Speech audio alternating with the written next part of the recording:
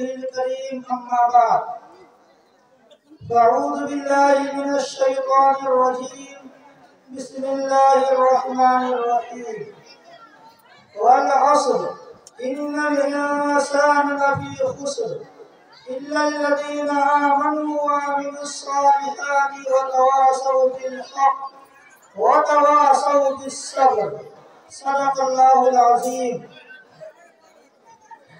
میرے محترم بزرگوں اور دوستوں اور اسٹیج پر فرما علماء کرام، السلام علیکم ورحمۃ اللہ وبرکاتہ۔ میرے محترم، میں نے ابھی آپ کے سامنے قرآن پاک کی ایک سورت کی تلاوت کی ہے۔ میں چاہوں گا کہ آپ کے سامنے اس سورت کی روشنی میں کچھ باتیں بیان کروں۔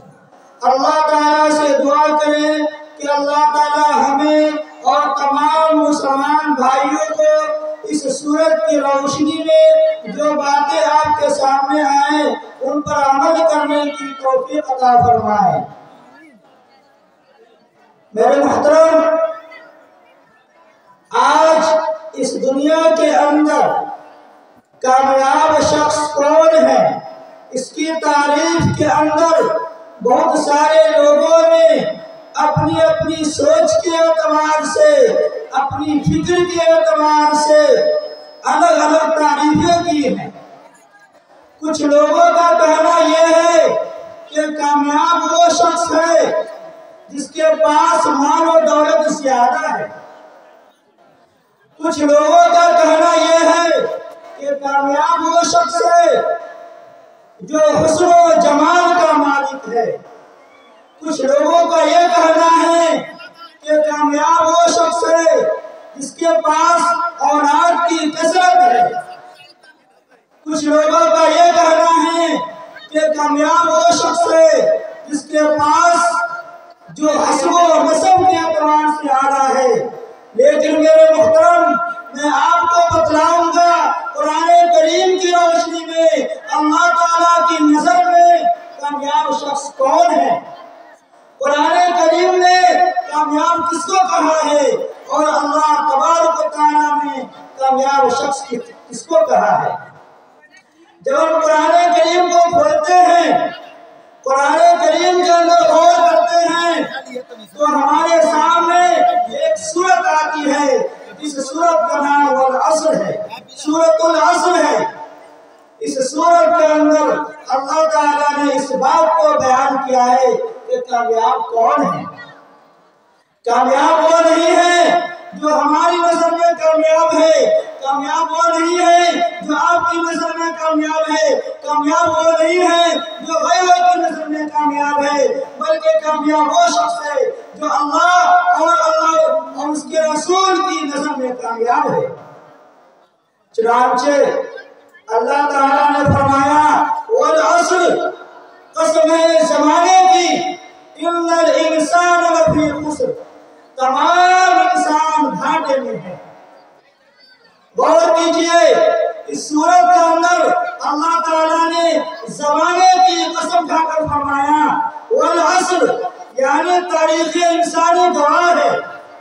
تاریخ گواہ ہے کہ دنیا کے اندر جتنے بھی انسان آئے ہیں، حضرت آدم سے لے کر اور آج تک سب کے سب خسارے میں ہیں۔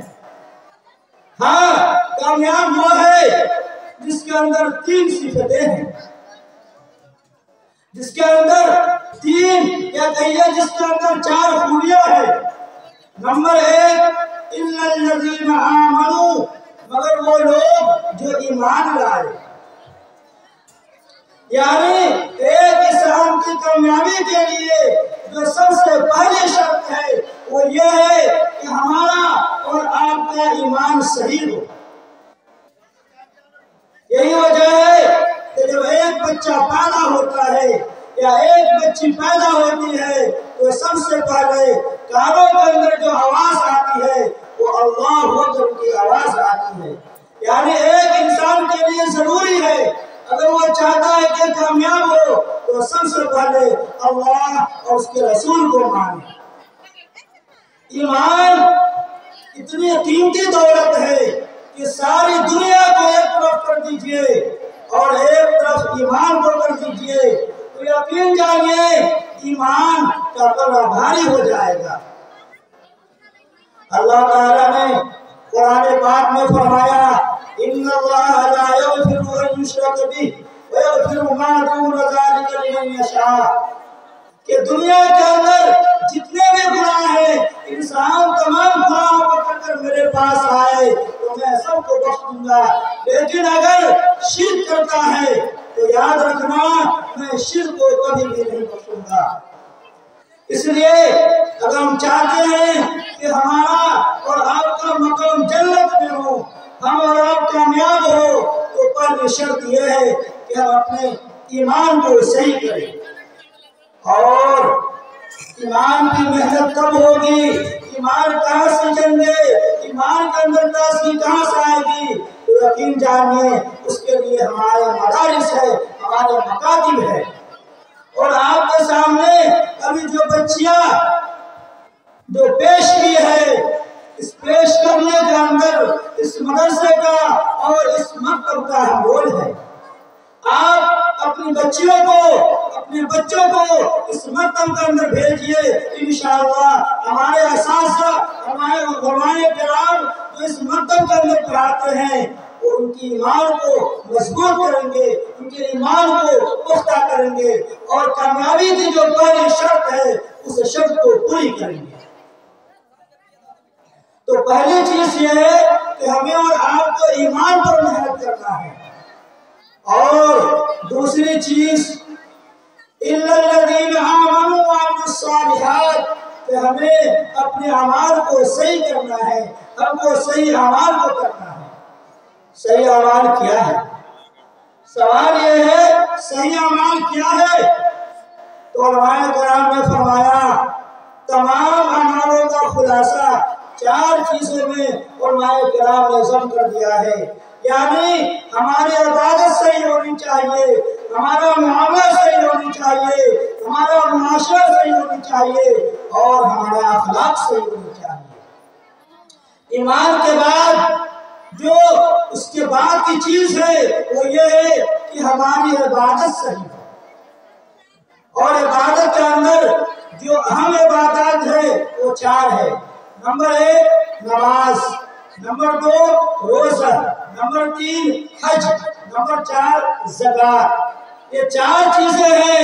ایمان لانے کے بعد سب سے پہلے ہمیں نماز پڑھنا ہے، روزہ رکھنا ہے، اور اللہ نے مالدار بنایا ہے تو ہمیں زکوٰۃ بھی دینا ہے اور حج بھی کرنا ہے۔ یہ نماز ایک اتنی ہم عبادت ہے کہ اگر دیکھا جائے خدا کے سامنے اپنے آپ کو زمین بوس کرنے کے لیے اگر کوئی شے ہے تو وہ نماز ہے اور وہ عبادت ہے۔ عبادت کے ذریعے ایک بندہ ایک انسان اپنے آقا یعنی خدا کے سامنے یہ کہہ دیتا ہے کہ میں کچھ بھی نہیں ہوں، جو کچھ ہے وہ آپ ہے، خالق آپ ہے، مالک آپ ہے، رازق آپ ہے، رحمان آپ ہے، رحیم آپ ہے۔ میرے دوستو، آج ہم اور آپ جو ذلیل و خوار ہو رہے ہیں، ہمیں اور آپ کو پیٹا جا رہا ہے، ہماری اور آپ کی عزت پہ حملہ ہو رہا ہے، اس کی سب سے بڑی وجہ یہ ہے کہ ہم نے اپنے سر کو اپنے خدا کے سامنے جھکانے سے انکار کر دیا۔ یاد رکھیے اگر ہم اس پیشانی کو اپنے خدا کے سامنے نہیں جھکائیں گے تو پھر دنیا کے کسی بھی شخص کے سامنے جھکائیے ہم کامیاب نہیں ہو سکتے ہیں۔ میرے استاد محترم حضرت مولانا مجاہد الاسلام صاحب ایک شعر کہتے تھے، بہت اچھا شعر ہے۔ حضرت کہتے تھے کہ آج مسلمانوں کو حال کیا ہو گیا ہے، اس کتے کی حالت ہو رہی ہے جو کتا ایک در کو چھوڑ کر چند دروازوں کے سامنے گھومتا ہے۔ اور وہ شعر کہتے تھے جو کتا در در پھرے دور دور جائے، جو کتا در در پھرے دور دور جائے، जो कुत्ता एक जगह को थाम ले कोई न कहे दूर। आप कुत्ते को देखिए, वो कुत्ता जो दर दर यानी दरवाजे चक्कर लगाता है, दूर दूर जाता है। हर घर से कोई बच्ची, कोई बच्चा, कोई मर्द, कोई जवान, कोई बूढ़ा निकलते हैं और मारने के लिए दौड़ते हैं। बेटा कुत्ता आ गया, भगाओ, बेटी घर में कुत्ता है, मारो। लेकिन अगर वही कुत्ता एक दर को थाम लेता है, एक दरवाजे पे रहता है, तो फिर कोई नहीं दूर करता है, बल्कि वो कुत्ता उस दरवाजे का शेर हो जाता है। और कोई भी उस जमीन में अगर कदम रखता है तो कुत्ता भौंकता है और घर वाले आते हैं और दौड़ लगाते हैं, आखिर दूसरा कौन आ गया है।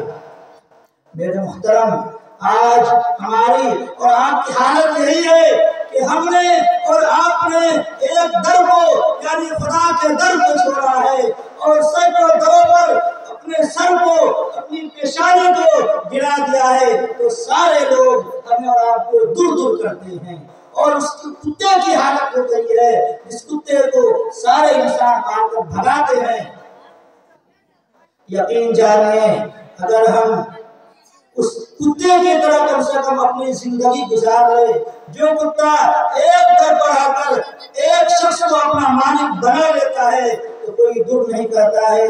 इसी तरीके से हम मुसलमान तमाम लोगों को छोड़कर और एक खालिक को, एक मालिक को अपना मालिक बना ले, यकीन जानिए कि कोई भी दुनिया की कोई ऐसी ताकत नहीं है जो हमें और आपको दूर कर सके। फरमाया ऐ मुसलमानों तुम्हें सरबलंद रहोगे, ऐ मुसलमानों तुम्हें कामयाब रहोगे, शर्त यह है कि तुम सच्चे और पक्के मुसलमान हो जाओ। मेरा मुहतरम, इसलिए जरूरत है ईमान लाने के बाद हमारी इबादत सही हो, इसी तरीके से हमारा मामला भी सही हो। मामला क्या है? मामला के अंदर जो सबसे अहम चीज है वो ये है कि हम किसी चीज का वादा करें, उस वादा को पूरा करें, और जब भी किसी से बात करें तो अपनी बात के अंदर पुख्तगी होनी चाहिए। आज बहुत अफसोस इस बात की है कि हम किसी से लेन देन करते हैं, किसी से मुआमला करते हैं तो हमारी बात अधूरी होती है, हमारा वादा नहीं होता है। हम कहते हैं इंशाअल्लाह मैं आऊंगा, लेकिन आते नहीं है। कहते हैं 5 मिनट के अंदर आ रहा हूँ, लेकिन 10 मिनट के बाद आते हैं। हम किसी से कर्जा लेते हैं, हम तिजारत करते हैं तो तिजारत के अंदर झूठ बोलते हैं, धोखा देते हैं। मेरे मुहतरम, हम मुसलमान हैं, हमारा तरीका सुन्नत नबवी के मुताबिक होनी चाहिए। जनाबे करीम सरकार दो अलैहि वसल्लम ने जिस तरीके से मामला किया है उस तरीके से हमें मामला करना है। इसी तरीके से हमारा मुआशरा भी सही होनी चाहिए, और मुआशरे के अंदर जो सबसे अहम चीज है वो ये है, जनाबे करीम सरकार दो अलैहि वसल्लम ने फरमाया अल मुस्लिमु मन सलिमल मुस्लिमून बिन लिसानिही व यदिही, कि मुसलमान कामिल मोमिन, कामिल मुसलमान वो है इसके हाथ और उसकी जबान से दूसरे मुसलमान महफूज रहे। मेरे मुहतरम, आज हमारा हाल ये है कि जिस रास्ते से जाते हैं उस रास्ते में गंदगी फैलाते हैं, जिस तबके में जाते हैं उस तबका से नफरत कर लेते हैं। हालांकि अल्लाह के नबी ने कह दिया एक सच्चा पक्का मुसलमान उस वक्त बन सकता है जब उसके हाथ से और उसकी जबान से दूसरे मुसलमान महफूज रहे। ये हमारी जबान है, हमारे लिए जरूरी है कि अब इस जबान से कोई ऐसा लफ्ज न निकाले जिससे किसी मुसलमान को तकलीफ। ये हमारे पास हाथ है, हमारे लिए जरूरी है कि हाथ से हम सही काम करें, कोई गलत काम नहीं करें। इसी तरीके से एक जो चौथी चीज है वो ये है کہ ہمارا اخلاق صحیح ہونی چاہیے۔ اللہ کے نبی نے فرمایا ان خیارکم احاسنکم اخلاقا، کہ تم میں سب سے بہتر وہ شخص ہے جس کے اخلاق اچھے ہیں۔ اور اخلاق کے معاملے میں تو ہم لوگ اتنے گئے گزرے ہیں کہ اللہ کی پناہ، اور خاص طور پہ ہماری ماؤں بہنوں کے اوپر جو ظلم کیا جا رہا ہے اس کے اندر غیر تو غیر ہماری حکومت تو ضرور شریک ہے، لیکن اس سے پہلے ہم لوگ شریک ہیں۔ ہماری بہنوں کے اوپر، ہماری ماؤں کے اوپر جو ظلم زیادتی کی جا رہی ہے اس کے اندر ہم خود شریک ہوتے ہیں۔ بہن کی عزت کیا ہے، ایک بیوی کی عزت کیا ہے، ایک ماں کی عزت کیا ہے، ہم وہ کرتے نہیں ہیں۔ یقین جانیے اللہ کے نبی جناب کریم سرکار دو عالم صلی اللہ علیہ وسلم نے فرمایا تم میں سب سے بہتر وہ شخص ہے جو اپنے گھر کے اندر بہتر ہے۔ یعنی ہم چاہتے ہیں، آپ چاہتے ہیں کہ صحیح مسلمان بنے، ہمارا آپ کا اخلاق صحیح ہو، تو شرط یہ ہے ہمارے گھروں کے اندر، اپنے گھروں کے اندر ہم اور آپ صحیح ہو۔ ہمارا تعلق اپنی بیٹی سے ہو تو وہ صحیح ہونی چاہیے، ہمارا تعلق اپنی بیوی سے ہو تو وہ صحیح ہونی چاہیے، ہمارا تعلق اپنی بیوی سے ہو تو وہ صحیح ہونی چاہیے۔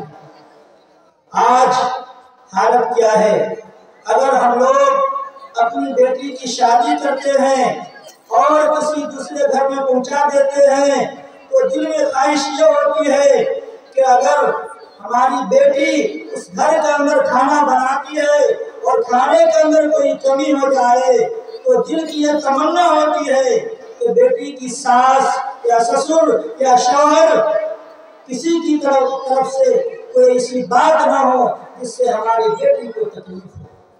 لیکن میرے محترم، کیا آپ نے کبھی غور کیا کہ جو چیزیں، جو سوچ آپ کو اپنی بیٹی کے بارے میں ہے، اگر یہی سوچ آپ کے گھر کے اندر جو بہو ہے اس بہو کے بارے میں ہو جائے، ہمارے آپ کے گھر کے اندر جو بہو کھانا پکاتی ہے اگر اس سے کوئی کمی زیادتی ہو جاتی ہے تو کیا کبھی ہم نے سوچا، ہم نے اس کو معاف کیا؟ نہیں۔ یہ کتنی گئی گزری بات ہے۔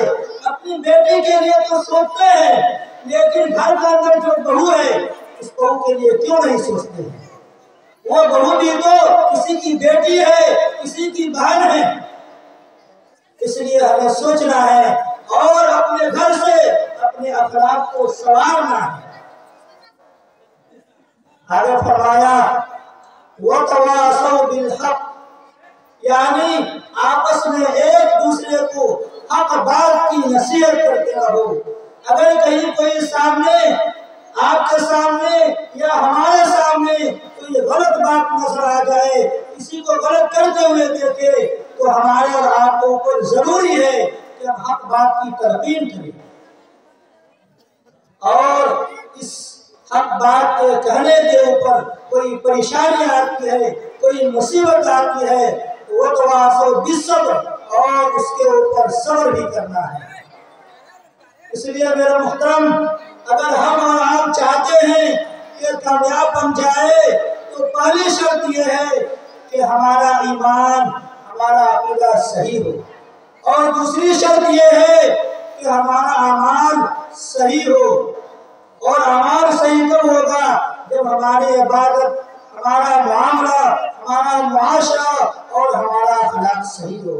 اور تیسری چیز یہ ہے کہ اگر ان کاموں کے اندر یا کسی معاشرے میں کوئی غلط کام ہو رہا ہے تو ہمارے اندر ہمت ہو، طاقت ہو، پیار محبت سے صحیح بات کہہ دے اور ان کو سمجھائے کہ یہ بات صحیح ہے، یہ بات غلط ہے۔ اور اگر اس کہنے کے اوپر، سمجھانے کے اوپر اگر کوئی پریشانی آتی ہے تو ہمارے اندر صبر کا، تحمل کا، اس کی ہمیں طاقت ہونی چاہیے۔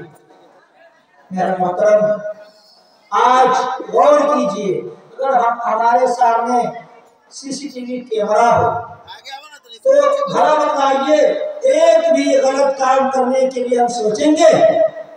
آپ ہمارے سامنے ہیں، میں آپ سے پوچھتا ہوں کہ بھلا بتائیے آپ میرے سامنے آ کر اور ایک غلط کام کیجئے، کیا آپ کریں گے؟ یقین جانیں ہم سبوں کا جواب یہی ہوگا کہ ہم غلط کام نہیں کریں گے۔ کیوں؟ کہ سامنے لوگ موجود ہیں، دیکھنے والے موجود ہیں، وہ غلط کہیں گے۔ تو یقین جانیے اسی طریقے سے اللہ تعالیٰ نے ہماری اور آپ کی جاسوسی کے لیے اور نگرانی کے لیے 4 طریقے سے ہماری اور آپ کی نگرانی کی جا رہی ہے۔ نمبر 1 زمین ہے، اس زمین کے اوپر ہم رہتے ہیں، یہ زمین ہماری نگرانی کرتی ہے۔ قرآن پاک میں فرمایا یومئذ تحدث اخبارہا کہ کل قیامت کے دن یہ زمین تمام خبروں کو اور ہماری اور آپ کی جو کرتوت ہے تمام کرتوتوں کو اللہ کے سامنے حاضر کر دے گا۔ اس لیے آج سے عہد کیجیے اگر ہم اور آپ ایک بھی غلط کام کرتے ہیں تو سب سے پہلے یہ سوچنا ہے کہ جس زمین پر کرتے ہیں یہ زمین کل قیامت کے دن ہمارے خلاف گواہی دے گی۔ اور جاسوس نمبر 2 جو ہماری نگرانی کر رہی ہے وہ منکر نکیر ہے، جو دائیں اور بائیں کندھے کے اوپر مقرر ہے۔ ہم کچھ بھی کریں گے یہ دونوں فرشتے لکھ لیتے ہیں۔ اس لیے اگر کوئی غلط کام کرتے ہیں تو اس سے پہلے سوچنا ہے کہ ہمیں اللہ کے سامنے حساب و کتاب دینا ہے۔ اور تیسری چیز جو قیامت کے دن ہمارے سامنے نامہ اعمال کو پیش کیا جائے گا، ہم نے اور آپ نے کیا کیا ہے، اور وہاں کھول کر رکھ دیا جائے گا۔ وَإِذَا الصُّحُفُ نُشِرَتْ کل قیامت کے دن نامہ اعمال کو اللہ کے سامنے بچھا دیا جائے گا۔ اور جو چوتھی چیز ہے وہ یہ ہے جو ہمارے بدن کے اعضاء ہے، یہ ہاتھ ہے، یہ پاؤں ہے۔ اللہ تعالیٰ نے فرمایا اليوم نختم على افواههم وتكلمنا ايديهم وتشهد ارجلهم کہ کل قیامت کے دن اللہ تعالیٰ ہمارے منہ کے اوپر مہر لگا دیں گے اور پھر اس دن یہ ہمارے ہاتھ، یہ ہمارے پاؤں، یہ ہمارے خلاف گواہی دیں گے۔ اس لیے اگر ایک بھی غلط کام کرتے ہیں اس سے پہلے ہمیں سوچنا ہے کہ ہمیں اللہ کے یہاں جانا ہے اور اللہ کے یہاں ہر اعتبار سے تمام اچھے اور برے کاموں کا حساب دینا ہے۔ اس لیے ہم یہ عہد کریں اور آج سے توبہ کریں کہ ہمیں ایک بھی غلط کام نہیں کرنا ہے، اور ہمارے سامنے جو مکتب کی شکل میں جو اللہ نے ایک عظیم نعمت دیا ہے اس سے بھرپور فائدہ اٹھانا ہے اور دین کی باتوں کو سیکھنا ہے اور اس کے اوپر عمل کر کے جنت میں اعلیٰ سے اعلیٰ مقام بنانا ہے۔